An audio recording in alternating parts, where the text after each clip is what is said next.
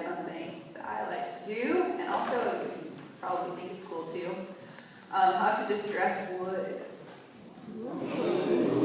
I know. So yeah, you can stick a wood out in, like the sun for a year or two. That'll do it. Or you can kind of start the process yourself a little bit. So I'll teach you guys that. I got it messed up.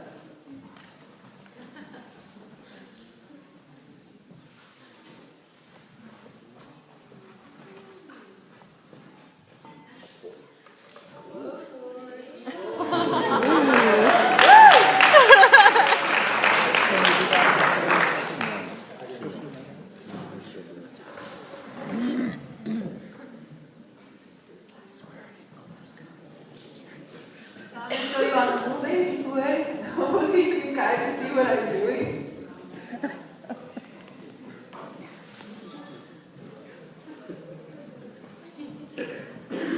So I'm super passionate about sharing your skills and your talents that you have, and teaching people, the stuff that you know, even if it's like so simple, like taking an apple and breaking it with your hands, breaking it in half. Teach that to somebody, or like today, my business partner Tim was teaching me how to make worm casting, just like gold for your gardens, just worm food. Yeah. So even if it's in, like in a formal or an informal setting, just share what you know and whatever it is. I know that everyone's been working on something, whether it's small or large.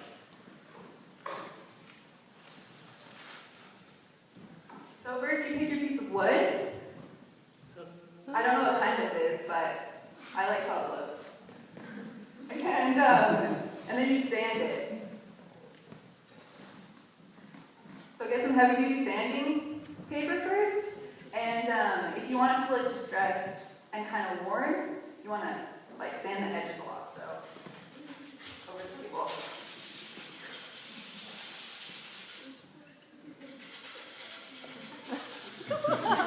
For a while. And you can't really see, but pretend that you can with the edges are sand. And then do the whole thing too, so don't get splinters like I did. And then you take your finer sanding paper and sand it some more.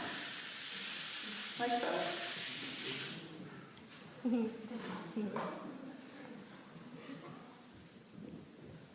Next, you hit it with a hammer. This is just one way to distress wood. The secret to distressing wood is, you look at a piece of wood, and you're like, how did this wood, you look at a piece of distressed wood, and you're like, how did this wood get to be the way that it is?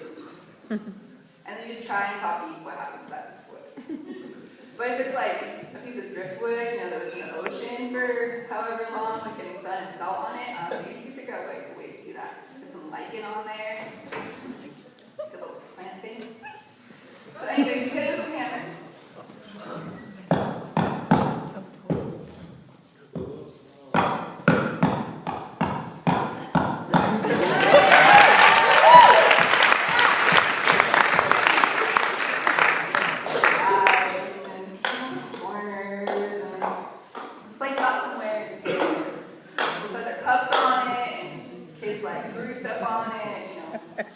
Wherever your wood is coming from, it's like being distressed. Oh, and so what I really like that I learned is that you can burn it, and it looks really cool. So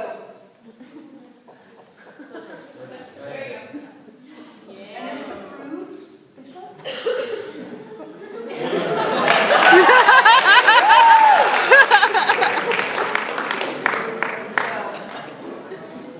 I found such crafts.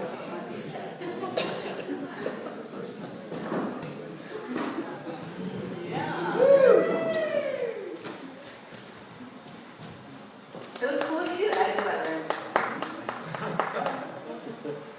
Oh, and I also really like to do it from the side. It's pretty color. All right. So now the whole thing is you want it to be spotted, sort of, So that's why I like doing the edges. It looks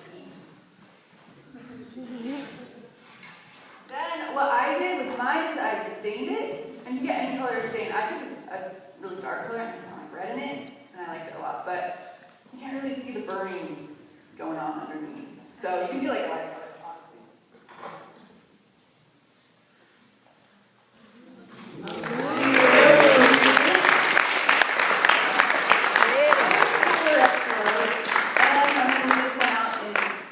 For, you know, I don't even know, like a couple of weeks or something, then it'll look even cooler. But you stain it, and I brought stain, but you don't even see it because you know what it looks like. You just brush it on. No big deal. And it's cool because it like covers in, it like goes on the side of the marks that you made and stuff like that. So I'm going to tell you a secret of distressing wood that I don't know if anyone else does, but I just made it up myself. It's my favorite color. So, oh, and after you stain it, you can also burn it some more, but don't breathe fumes. That would be bad, really bad for you. You can burn it, you can sand it too. You could also paint it and leave it in the sun and see what happens. You know, like let it get all crackly and stuff. But so what I did after I stained it was I put glue, Mod Podge.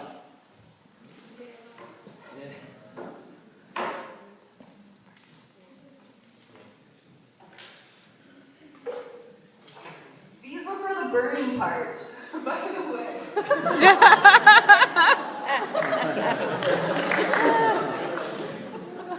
And it set my eyes on fire.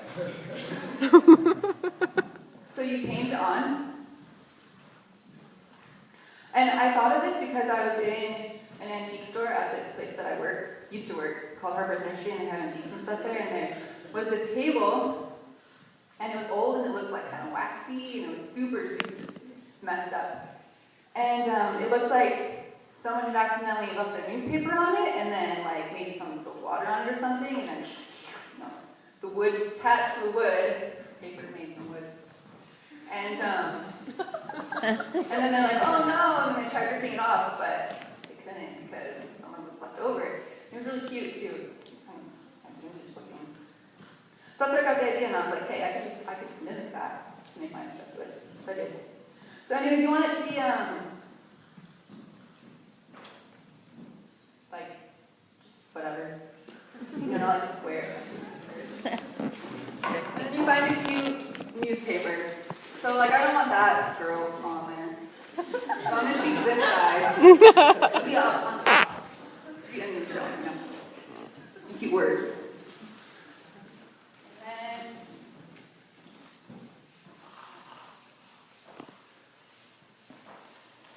you let it dry for a little bit. But I don't have anything else to talk to you about, so I'm gonna show you the other side of it. You just rip it off. Like you're like, oh no, like I left my newspaper and it got wet. Rip! And then you just kind of see what happens, you know? And then it looks real. So this is what I did. And I left this out in the sun for one day, and then it got rained on, and I woke up at 3 in the morning, and I was like, I left it out in the rain. But it like turned out okay. And I want these to be more brown though, so I might like leave it out more in the rain. And then I put nails in it.